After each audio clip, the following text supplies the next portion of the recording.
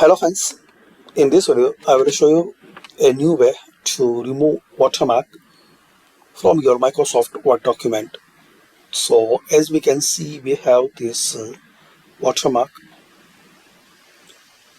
So popular way to remove design watermark and remove watermark. So this is the almost people know.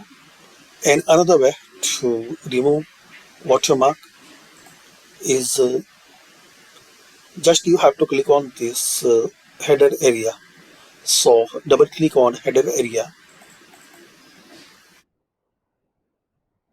and select watermark and press backspace or delete key.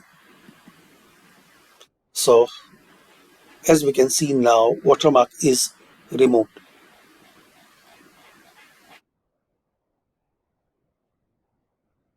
So double click on this header area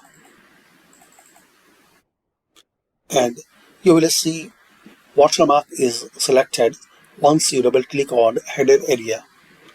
So just press backspace or delete key. That's it. So thanks for watching, and this is the guys channel. You will learn in 1 or 2 minute advanced and basic videos. So check out my channel and subscribe this channel.